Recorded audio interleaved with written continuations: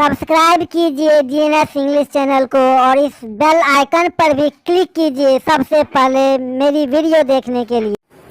Hello friends, welcome to DNS English channel. आज मैं introductory use of it and there के बारे में टॉक करने जा रहा हूँ। आप जानते हैं कि इट प्रोनाउन है। आप जानते हैं कि प्रोनाउन क्या होता है। प्रोनाउन दो वर्ड से मिलकर बना है, pro plus noun. Pro means for the sake of, noun means name. The word which stands for the sake of a noun और noun equivalent word is called pronoun. तो इट प्रोनाउन है and there adverb है। What do you mean by adverb? And adverb is a word which qualifies verb, adjective and other words also in a sentence except noun and pronoun. तो जो ये यहाँ पर there adverb है, adverb place and direction है। तो चलो देर किस बात की हम चर्चा करते हैं। मेरे वीडियो को आप स्किप मत करना, नहीं तो आप जो जीनियस नहीं बन पाएंगे। बिगिनिंग टू एंड आप देखा करें। तो देखिए, जो यूज ऑफ इट, पहले मैं इसके चर्चा करने जा रहा हूँ, इस तरह से इंटरप्रिटेशन करने जा रहा हूँ जो छूमंतर है भी आपको समझ में आएगा। जो इट का यहाँ इम्फेटिकल यूज है, इम्फेटिकल सेंटेंस है जो सेंटेंस पर जोर डालता है, किसी पर्टिकुलर वर्ड पर इम्फेसिस डालता है, वह इम्फेटिक सेंटेंस कहलाता है या इम्फेटिकल सेंटेंस भी कहते हैं। तो मैं शुरू करता हूँ, मैं ही तो हूँ। यहाँ पर जो काफी स्पेसिफिक है, काफी इम्फेसिस है, मैं ही तो हूँ। इसका जो आप ट्रांसलेशन कैसे करोगे, इंग्लिश में कैसे बोलोगे, तो it is I. It is I. I के अकॉर्डिंग जो वर्ब नहीं होगा, ये इंट्रोडक्टरी यूज है। जब इट किसी भी सेंटेंस के यहाँ बिगिनिंग में आता है तो वह सेंटेंस को अर्थ स्पष्ट करता है, क्लियरिफिकेशन करता है, एड सम ब्यूटिफिकेशन, तो सुंदरता को बढ़ाता है। तो इट इज आई, तुम ही तो हो। इट इज यू, हम लोग ही तो हैं। इट इज वी, तुमने ही तो मेरी कलम चुराई है। It is you, it is you who have stolen my pen. अब देखो, तुमने ही तो मेरी कलम चुराई है। यहाँ पर इट इज यू या एंटीसीडेंट है, इट इज यू हु। तो हु से पहले जो प्रोनाउंस है उसके अकॉर्डिंग जो सेकेंड क्लॉज में वर्ब हैंडल होता है। तो it is you who have stolen my pen, तो तुमने ही तो मेरी कलम चुराई है।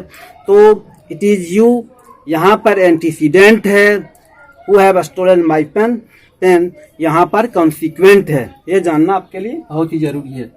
शिक्षा ही तो हमें सभी बनाती है। It is education that makes us civilized. तो एंटीसीडेंट कॉन्सिक्वेंट है, जो लास्ट के जो क्लॉज हैं वह कॉन्सिक्वेंट है, बिगिनिंग का एंटीसीडेंट है, और हु से पहले जो प्रोनाउन होता है उसी के अकॉर्डिंग वर्ब लिखा जाता है। नेताओं ने ही देश को बर्बाद किया है। It is leaders who have ruined the country. ठीक है, तो यहाँ इम्फेटिकल सेंटेंस के बारे में मैंने आपको बताया। मैं ही तो हूँ जिसने किताब लिखी है। It is I who have written a book. तो यहाँ पर ऑलरेडी आप देखते हैं कि इट इज आई एंटीसीडेंट है, who have written this book या who have written a book, यह कॉन्सिक्वेंट है। तो क्लियर है। आगे हम चलते हैं कि इट का प्रयोग और कहाँ होता है। जैसे मैं आपको बता रहा हूँ कि इट जो है न्यूट्रल जेंडर में यूज होता है, यानी नॉन लिविंग थिंग है, जो इंसेक्ट है, स्मॉल क्रिएचर्स है, स्मॉल जो बेबी हैं, टाइनी टॉट्स हैं, टॉडलर्स हैं, इन सब के लिए इट का प्रयोग होता है। तो it is table, it is a book, it is desk, it is white board, so and so. तो it is cat, it is rat. तो जो छोटे छोटे क्रिएचर्स हैं उनके लिए भी इट का प्रयोग होता है। ठीक है, और उसके अलावा जो नेचुरल फिनोमेना के लिए भी इट का प्रयोग होता है। जैसे वर्षा हो रही है, इट इज रेनिंग, यह नेचुरल फिनोमेना है, प्राकृतिक घटना है, उसके लिए भी होता है। इसके साथ डे, डेट, टाइम, ईयर के लिए भी सीजन है, मंथ है, तो इनके लिए भी इट का प्रयोग होता है। तो ऑलरेडी आप यहाँ पर मैंने जॉट डाउन किया है, लिखा है, तो आपको देखना है आपकी घड़ी में क्या समय हुआ है। What is the time by your watch. ये तो जब मैं कहूँ कि मेरी घड़ी में 10 बजे हैं, it is 10 bye my watch. तो यहाँ इट का प्रयोग हुआ टाइम बताने के लिए। तो टाइम बाय योर वॉच, आपकी घड़ी में क्या समय हुआ है, तो यहाँ बाय प्रपोजिशन का यूज होगा। आज सोमवार है, डे बताने के लिए it is Monday today, it is Monday today, it is Monday today. ठीक है, तो मंडे डे है, before the name of day you can't utilize any type of article, a and the का प्रयोग नहीं होता है। It is Monday today. 4:30 बजे हैं, it is 4:30, it is 4:30 time indicating के लिए इट का प्रयोग हुआ है। दोपहर का समय था, तो इट वॉज मिड डे। अर्धरात्रि का समय था, इट वॉज मिडनाइट। बिजली चमक रही है, यह नेचुरल फिनोमेना है, मेना यानी प्राकृतिक आपदा है, घटना है। तो इसके लिए it is flashing, FLASHING, it is flashing.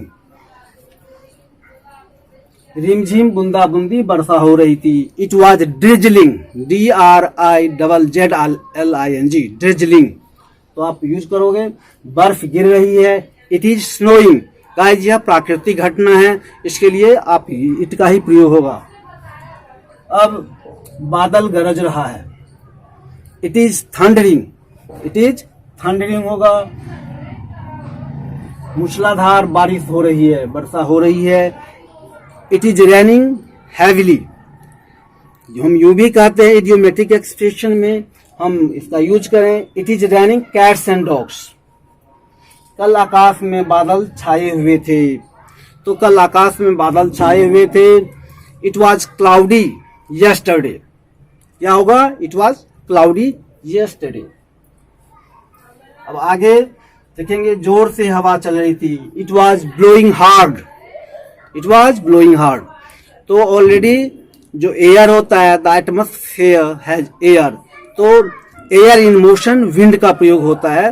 तो यहाँ पर इडियोमेटिक एक्सप्रेशन के तौर पर हम लेते हैं, इट वॉज ब्लोइंग हार्ड। बहुत गर्मी पड़ रही थी या बहुत गर्मी थी, it was terribly hot, it was terribly hot आएगा। ठीक है गाइज, आगे देखते हैं, चांदनी रात है, it is moonlit night. ठीक है, तो इट का प्रयोग होने जा रहा है। बसंत का समय था, इट वॉज स्प्रिंग, 1940 का साल था, इट वॉज 1947। आज चिलचिलाती धूप है, it is scorching sun today. Scorching sun जो काफी हॉट टेम्परेचर के कारण जो धूप हो जाती है उसके लिए बोलते हैं। आपने मेरे घर आकर बड़ी कृपा की, it is very kind of you to call on me. तो यहाँ पर इट का प्रयोग हुआ है। मुझे इस किताब को पढ़ने में 2 घंटे लगे, तो इसका अनुवाद आपको करना है। It took me 2 hours to go through this book।